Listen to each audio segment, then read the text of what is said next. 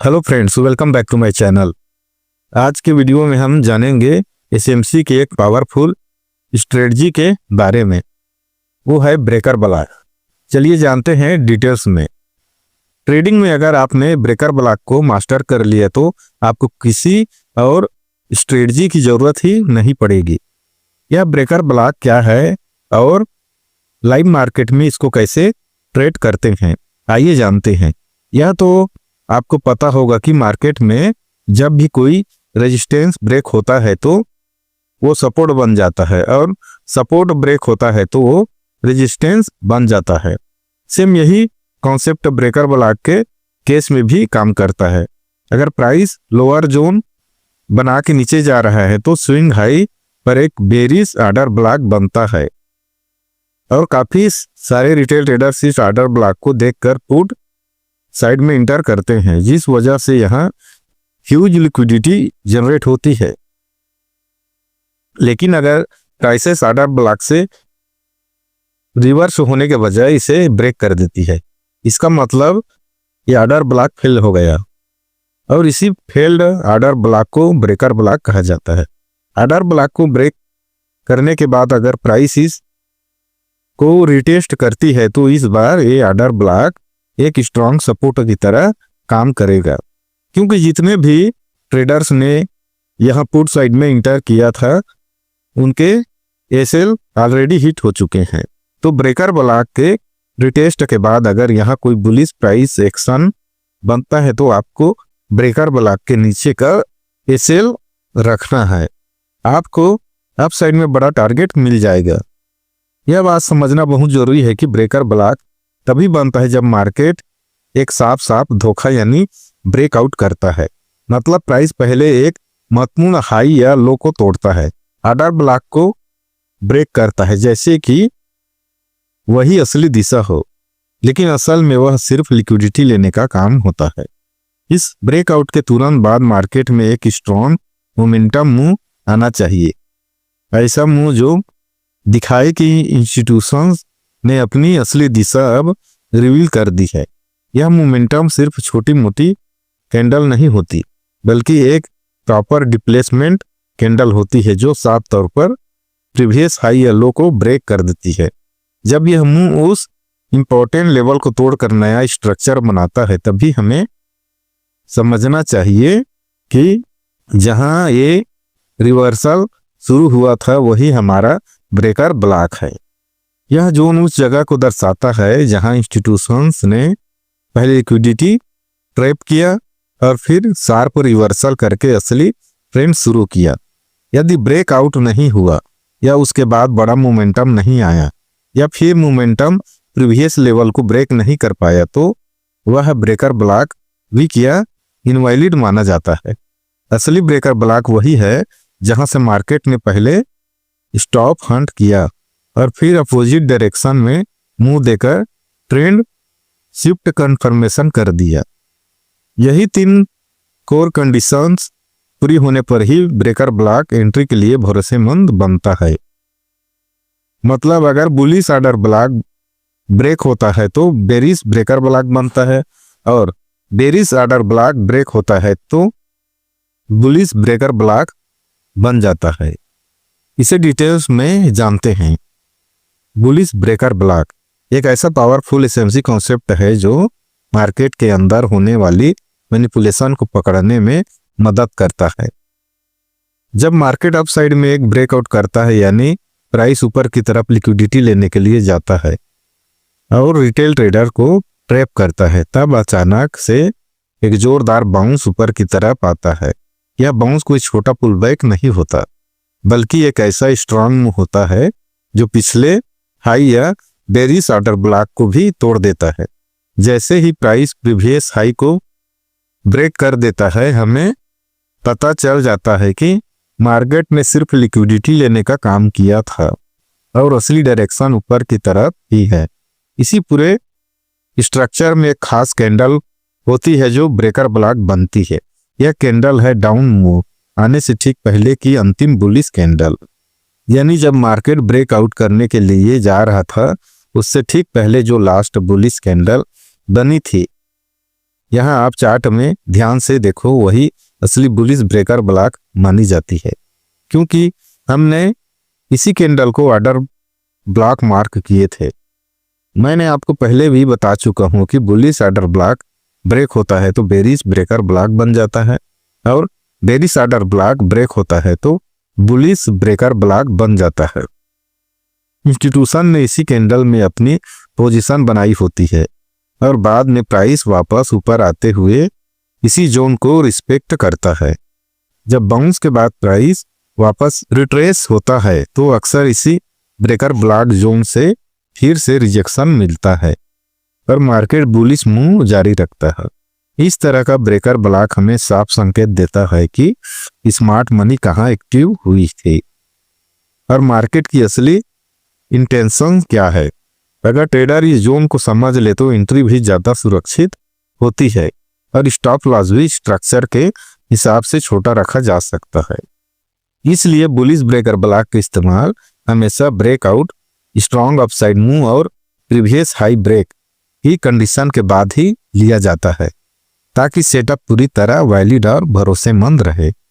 Bullish breaker block में entry लेना हमेशा एक प्लान के साथ होना चाहिए, क्योंकि यहाँ मार्केट पहले एक अपसाइड ब्रेकआउट करता है, फिर तेजी से ऊपर की तरफ बाउंस लेकर पिछले हाई को तोड़ता है और इसी मूव से पहले जो आखिरी बुलिश कैंडल बनती है वही हमारा ब्रेकर ब्लॉक होती है।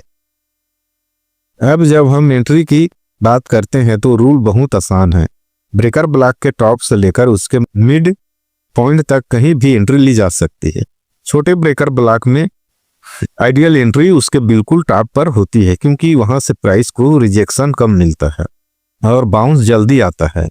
लेकिन अगर ब्रेकर ब्लॉक बड़ा है तो उसके मिड पॉइंट तक वेट करना बिल्कुल सही है, क्योंकि बड़ी कैंडल में मार्केट अक्सर 50% तक रिट्रेस करता है और वहीं से एक्चुअल बुलिश कंटिन्यूशन शुरू होता है। एंट्री के बाद सबसे जरूरी आता है स्टॉप लॉस, क्योंकि यही आपकी कैपिटल की रक्षा करता है।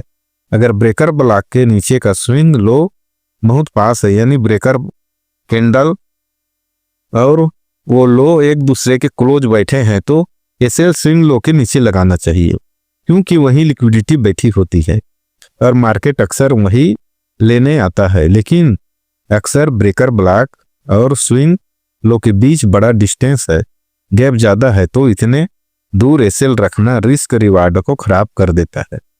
ऐसे में सही एसएल ब्रेकर ब्लॉक की बुलिश कैंडल के बॉडी लो के नीचे लगाना है, ताकि एसएल टाइट भी रहे और ब्रेकर का स्ट्रक्चर भी रिस्पेक्ट हो। अब बात आती है टारगेट चुनने की। यहाँ दो अलग रूल्स चलते हैं। अगर बीएमएस ब्रेक आप मार्केट स्ट्रक्चर वाला मूव छोटा था, यानी हाई ब्रेक तो हुआ लेकिन बहुत बड़ा इंपल्सिव मूव नहीं आया, तो पहला टारगेट बस वही प्रीवियस हाई होगा जहां से ब्रेक आया था, क्योंकि मार्केट सबसे पहले उसी जगह रिट्रेस होता है। लेकिन अगर बीएमएस मूव बड़ा है, यानी एक स्ट्रॉन्ग रिप्लेसमेंट आया है, बड़े कैंडल में हाई ब्रेक हुआ है और मोमेंटम बहुत ज्यादा दिख रहा है, तो फिर टारगेट वही पिछला हाई नहीं होता। ऐसे स्ट्रांग मूव में पहला टारगेट अगला लिक्विडिटी पुल होता है, जैसे इक्वल हाई, कोई क्लीन स्विंग हाई या कोई ऐसे एरिया जहां रिटेल ट्रेडर्स ने अपनी शॉर्ट पोजीशन का एसएल लगाया हो, क्योंकि बुलिश ब्रेकर से उठते समय मार्केट का ऑब्जेक्टिव लिक्विडिटी को टारगेट करना होता है और जब मोमेंटम बड़ा होता है तो वह अगले बड़े लिक्विडिटी पुल तक जाता है। इस पूरे प्रोसेस में सबसे अहम बात यह है कि ब्रेकर ब्लॉक का काम है फेक आउट के बाद मार्केट को सही दिशा में पुश देना। और जब आप एंट्री को top to mid strategy SL को स्ट्रक्चर के हिसाब से और टारगेट्स को लिक्विडिटी के आधार पर चुनते हैं, तब आपका बुलिश ब्रेकर ब्लॉक सेटअप सबसे सुरक्षित, सबसे लॉजिकल और सबसे प्रॉफिटेबल बन जाता है। अब जानते हैं बेरिश ब्रेकर ब्लॉक के बारे में। बेरिश ब्रेकर ब्लॉक एक ऐसा शक्तिशाली एसएमसी कॉन्सेप्ट है जो आपको बताता है कि बाजार किस जगह डाउन जाने वाला है, लेकिन असली गेम यहीं से शुरू होता है। इंस्टीट्यूशंस लिक्विडिटी लेकर तुरंत रिवर्सल देते हैं। यह रिवर्सल नीचे की ओर मजबूत मोमेंटम के साथ आता है और प्राइस पहले के लो को ब्रेक करता है, जिससे यह कंफर्म हो जाता है कि मैनिपुलेशन हो चुका है और अब ट्रेंड नीचे की ओर शिफ्ट हो रहा है।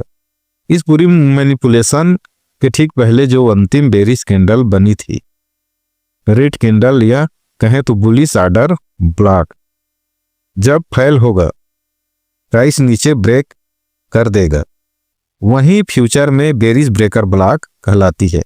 इसे ऐसे समझें कि पंप आने से ठीक पहले की आखिरी बेरिश कैंडल जो दिखने में छोटी या वीक लगती थी, वही असल में एक इंस्टीट्यूशनल फुटप्रिंट होती है। प्राइस जब नीचे गिर कर फिर से रिट्रेस करता है तो अक्सर इसी बेरिश कैंडल को रिस्पेक्ट करता है और यहीं से दोबारा गिरावट शुरू होती है। यही एरिया वह ब्रेकर ब्लॉक जोन होता है जहां से इंस्टीट्यूशंस ने पहले बायर्स को ट्रैप किया और अब उसी जोन को फ्यूचर में एक रेजिस्टेंस की तरह यूज किया जाता है। बेरिश ब्रेकर ब्लॉक का सबसे बड़ा फायदा यह है कि यह आपको बताता है कि मार्केट कहां से रिवर्स होकर नीचे की ओर मजबूत गिरावट दिखाएगा।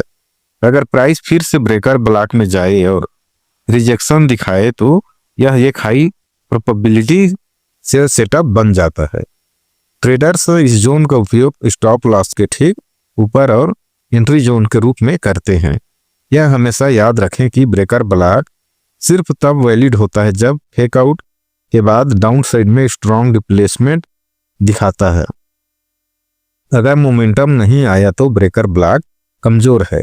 इसलिए बेरिश ब्रेकर ब्लॉक आपको ट्रैप का सही अर्थ और रिवर्सल का असली संकेत देता है और यह समझना किसी भी स्मार्ट मनी ट्रेडर के लिए बेहद जरूरी है। बेरिश ब्रेकर ब्लॉक में सही एंट्री लेने के लिए सबसे पहले आपको उस बेरिश ब्रेकर को पहचानना होता है जो हमेशा उस अंतिम बेरिश कैंडल से बनता है जो एक बड़े बुलिश स्वीप से ठीक पहले बनी होती है। यानी मार्केट फेक आउट करता है, लिक्विडिटी लेता है और फिर जबरदस्त गिरावट लाता है, तभी लास्ट बेरिश कैंडल हमारा ब्रेकर ब्लॉक बन जाता है। अब एंट्री का नियम यही है कि प्राइस जब वापस उस रिट्रेस करेगा तो वह इसी ब्रेकर ब्लॉक में आकर रिजेक्शन देगा। एंट्री आप ब्रेकर ब्लॉक की टॉप से लेकर मिड पॉइंट तक कहीं भी ले सकते हो।